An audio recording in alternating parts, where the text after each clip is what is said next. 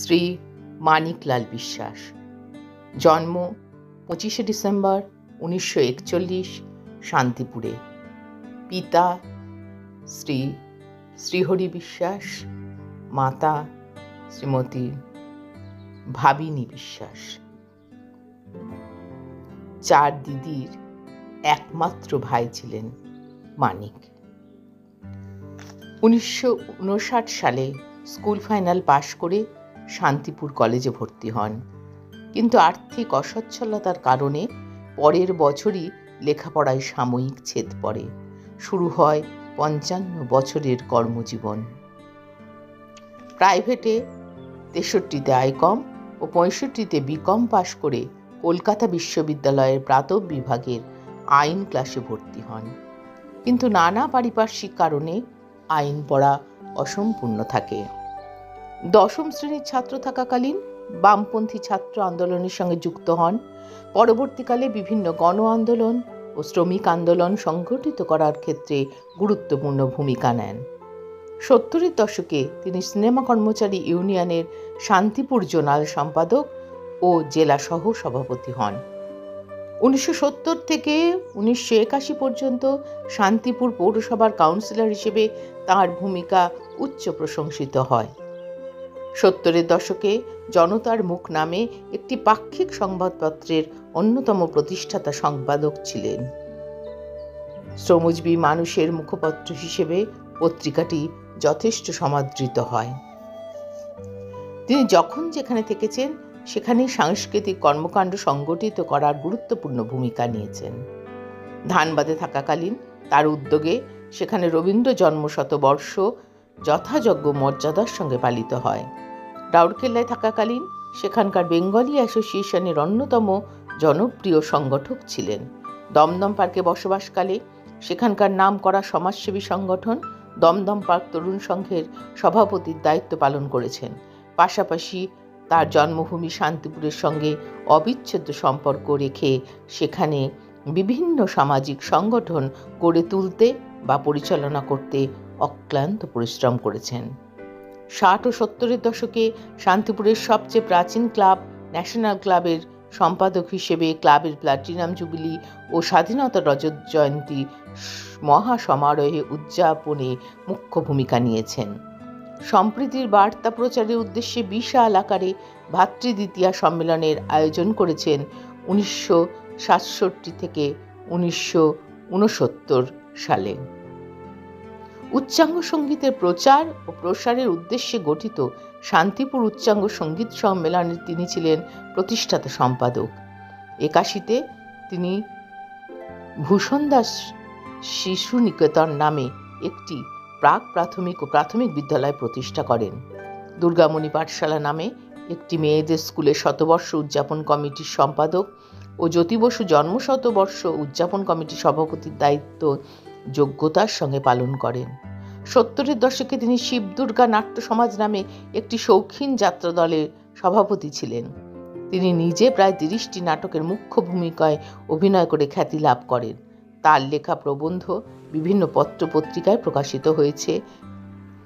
তার লেখা সুবক্তা হন ও অগ্নিযুগের অগ্নিস্ফুলিঙ্গ, বসন্ত কুমার বিশ্বাস এবং জাতীয় আন্দোলনের প্রেক্ষিতে ফিরে দেখা শান্তিপুর বই 3টি পাঠকের কাছে সমাদৃত হয়েছে।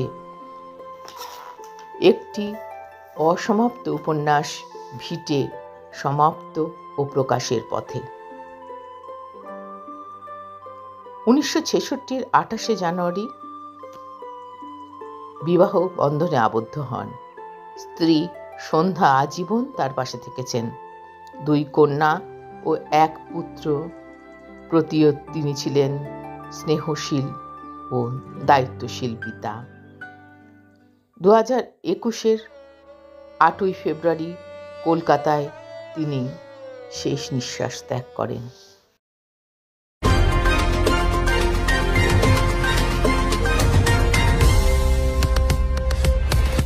নমস্কার, আপনারা দেখছেন AISM নিউজ বাংলা। আপনাদের সঙ্গে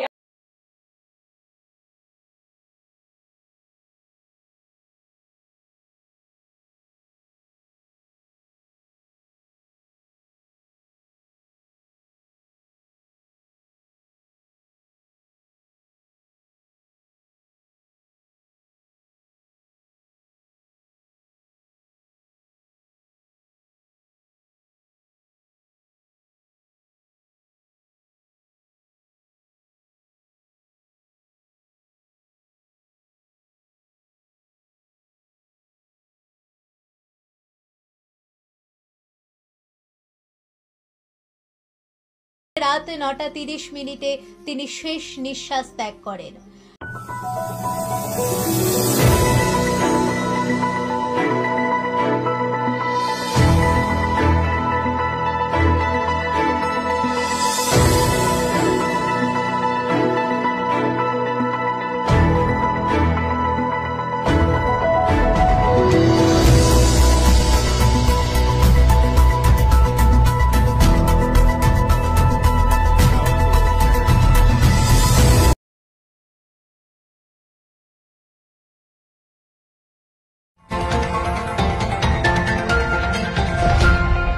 নমস্কার, শুরু করছি ডিসি নিউজের সংবাদ। সদ্য প্রয়াত বামপন্থী ব্যক্তিত্ব লেখক মানিক বিশ্বাসের স্মরণ সভা অনুষ্ঠিত হলো আজ বিকেলে হাটখোলা পাড়ায়। আজকের এই স্মরণ সভায় বিভিন্ন রাজনৈতিক দলের প্রতিনিধিরা যেমন উপস্থিত ছিলেন, তেমনি সাংবাদিক, বহু বিশিষ্ট ব্যক্তিবর্গ উপস্থিত ছিলেন। অনেকেই মানিক বিশ্বাসের স্মরণে স্মৃতিচারণা করে বক্তব্য রাখেন। সিপিআইএম শান্তিপুর এরিয়া কমিটির পক্ষ থেকে এই স্মরণ সভার আয়োজন করা হয়। দশম শ্রেণীর ছাত্র থাকাকালীন বামপন্থী ছাত্র আন্দোলনের সঙ্গে যুক্ত হন। পরবর্তীকালে বিভিন্ন গণ আন্দোলন ও শ্রমিক আন্দোলন সংগঠিত করবার ক্ষেত্রে গুরুত্বপূর্ণ ভূমিকা গ্রহণ করেন।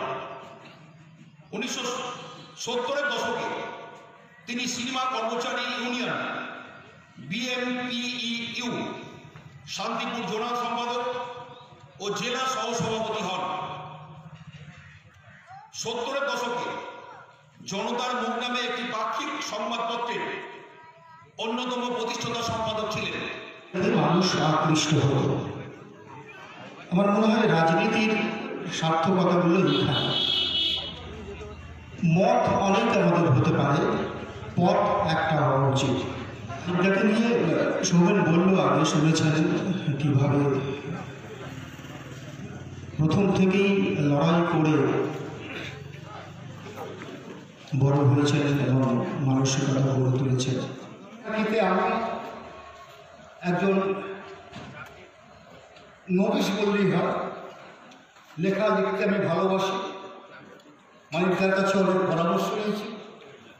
মানিকদাও শান্তিপুরের বিগত দিনের রাজনীতির কথা উল্লেখ করতে গিয়ে আমার কাছে অনেক সহযোগিতা পেয়েছেন, আমি তাকে সহযোগিতা করেছি। নিষ্ঠা ছিল, নিরলস পরিশ্রম করেছেন যখন যেখানে কাজ করেছেন।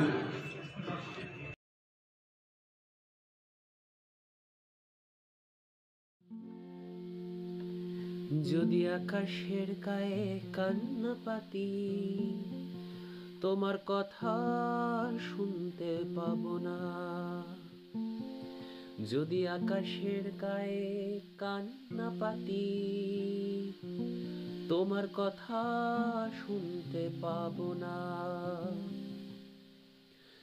যদি বাতাসকে আমি ছুঁয়ে না দেখি,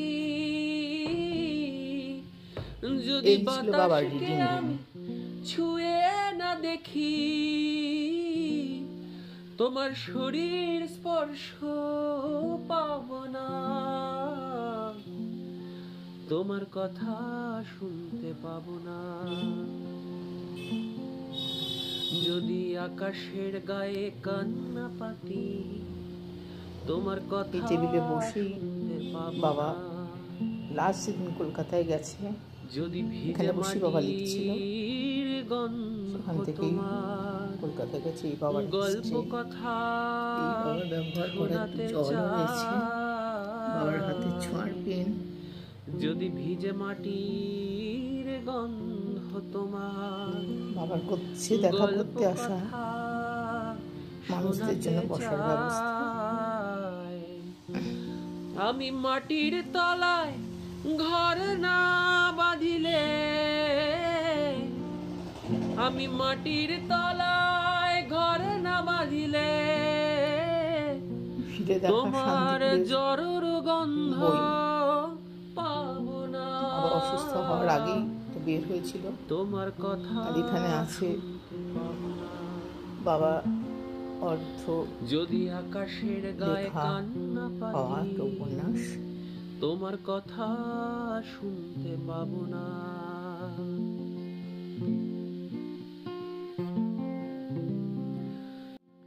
যদি আকাশের গায়ে কান্না পাতি তোমার কথা শুনতে পাবো না।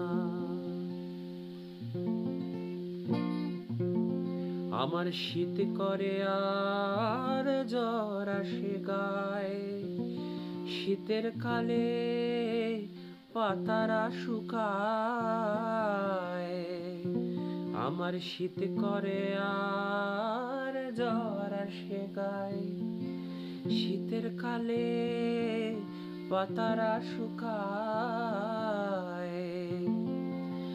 আমার শীত জনিতে না ডুবিলে, আমার শীত জনিতে না ডুবিলে তোমার মৃত্যু শুনতে পাবো না, তোমার কথা শুনতে পাবো না। যদি আকাশের গায়ে কান্না পাতি তোমার কথা শুনতে